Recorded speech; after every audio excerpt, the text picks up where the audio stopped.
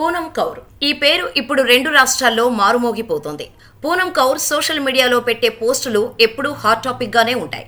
మహిళలపై జరిగే అఘాయిత్యాలపై స్పందిస్తూనే తన జీవితంలో చోటు చేసుకున్న పరిణామాల గురించి ఆమె పరోక్షంగా ప్రస్తావిస్తూ ఉంటారు. తనకు తీవ్ర అన్యాయం జరిగిందని హింటిస్తూ ఉంటారు. పూనం కౌర్ పెట్టే పోస్టులు అటు సినీ అభిమానుల్లోనూ మరోవైపు రాజకీయ పార్టీల శ్రేణుల మధ్య తీవ్ర చర్చకు దారితీస్తూనే ఉంటాయి. అయితే తాజాగా క్లారిఫికేషన్ పేరుతో పూనం కౌర్ సంచలన ట్వీట్ చేశారు. పంజాబీ నటిని గర్భవతి చేసి ఆమె కెరియర్ను నాశనం చేసింది రాజకీయ నాయకుడిగా మారిన నటుడు కాదు, ఆ పని చేసింది డైరెక్టర్ అంటూ పూనం కౌర్ సంచలన ఆరోపణలు చేశారు. కొన్ని రోజుల క్రితం డైరెక్టర్ త్రివిక్రమ్ ని టార్గెట్ చేస్తూ ట్వీట్ చేసిన నటి పూనం కౌర్ ఇప్పుడు మరో షాకింగ్ ట్వీట్ చేసింది. ఆ ట్వీట్లో ఏముందంటే, ఒక అమ్మాయిని గర్భవతిని చేసి ఆ తర్వాత అబార్షన్ చేయించింది. ఆమె కెరీర్ ముగిసేలా చేసింది రాజకీయ నాయకుడిగా మారిన నటుడు కాదు, ఆ పని చేసింది డైరెక్టర్. మా జోక్యం ఆ సగం పంజాబీ నటికి కొంత సాయం దొరికింది. అయితే రాజకీయాల కారణంగా ఇందులోకి నన్ను రాజకీయ నాయకుడిగా మారిన నటుడిని అనవసరంగా లాగారు అని పూనం కౌర్ ట్వీట్ చేశారు. పంజాబ్ గిరి అనే హ్యాష్ ట్యాగును కూడా పూనం కౌర్ ఈ పోస్టుకు జత చేశారు. అయితే ఈ పోస్టులో పూనం కౌర్ ఎవరి పేర్లను మెన్షన్ చేయలేదు. అయితే ప్రస్తుతం పూనం కౌర్ చేసిన ఈ పోస్టు సంచలనంగా మారింది. ఈ పోస్టుపై స్పందిస్తున్న నెటిజన్లు పలు కామెంట్స్ చేస్తున్నారు. ఆ పేర్లు ఏదో డైరెక్ట్గా చెప్పొచ్చుగా, న్యాయం జరగాలని కోరుకుంటే వాస్తవాలు బయటపెట్టాల్సి ఉంటుందిగా అని కొందరు కామెంట్స్ పెడితే, ఆధారాలు ఉంటే చూపించాలని, పేరు చెప్పడానికి ఎందుకు భయపడుతున్నారని మరికొందరు ప్రశ్నిస్తున్నారు. మరికొందరు వాళ్ళెవరో తెలిసిందేగా అంటూ కామెంట్స్ చేస్తున్నారు.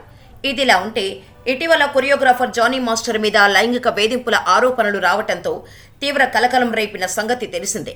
ఆ టైంలోనే దర్శకుడు త్రివిక్రమ్ శ్రీనివాస్ పేరును ప్రస్తావిస్తూ పూనం కౌర్ సంచలన పోస్టు చేశారు.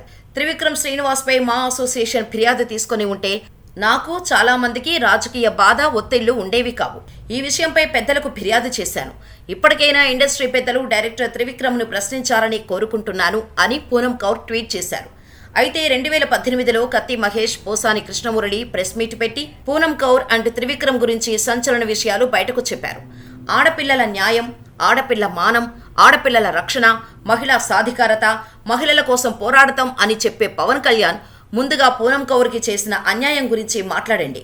పూనం కౌర్ని మీరు పెళ్లి చేసుకుంటానని నమ్మించి కడుపు చేసి అబార్షన్ చేయించి మళ్లీ డబ్బులిచ్చి ఎలాగైతే సెటిల్ చేశారో దాని గురించి సమాధానం చెప్పండి.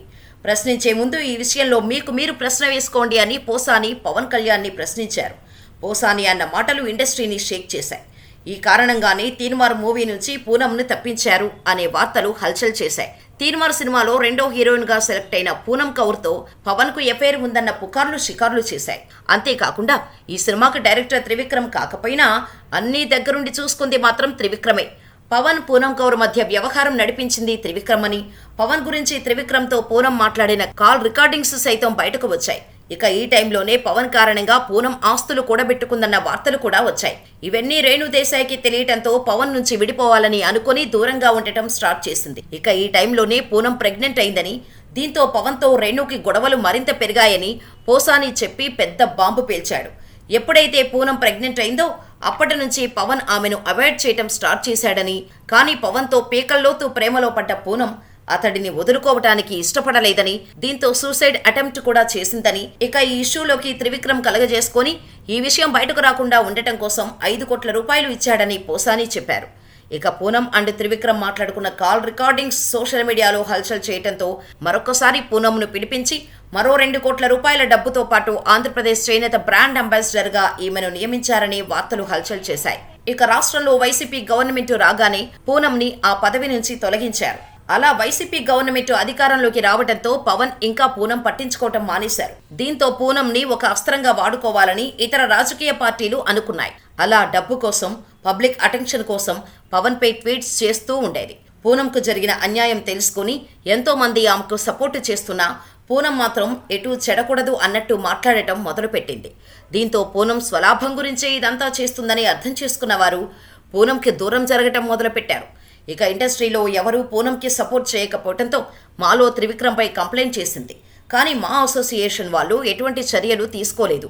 పైగా స్టార్ డైరెక్టర్పై ఫిర్యాదు చేసినందుకు పూనంకే నచ్చజెప్పి పంపించేశారు సినీ పెద్దలు. ఇక అప్పటి నుంచి గురూజీని టార్గెట్ చేస్తూ సోషల్ మీడియాలో పోస్టులు పెట్టడం మొదలుపెట్టింది పూనం. బయటకు పెద్దవారిలా మాట్లాడే వీరంతా లోపల ఆడవారిని హింస పెడతారని స్టార్ డైరెక్టర్, రైటర్ త్రివిక్రమ్ శ్రీనివాస్పై తాను మూవీ ఆర్టిస్ట్ అసోసియేషన్కు చేసిన ఫిర్యాదును ఎందుకు పట్టించుకోలేదని తాజాగా పూనం కౌర్ ప్రస్తావించారు. తనలాంటి వాళ్ళకి పొలిటికల్ బ్యాక్గ్రౌండ్ లేకపోవచ్చు, అందుకే నా ఫిర్యాదును చెత్తబుట్టలో పడేశారని, నాడు మా అసోసియేషన్లో ఉన్న పెద్దలకు త్రివిక్రమ్పై ఫిర్యాదు చేశానని వెల్లడించింది.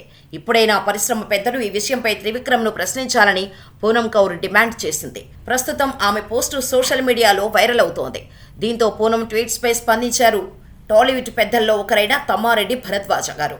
ఆమె మాకు ఫిర్యాదు ఎందుకు చేసిందో, ఏ సంవత్సరంలో చేసిందో మాకు తెలియదు.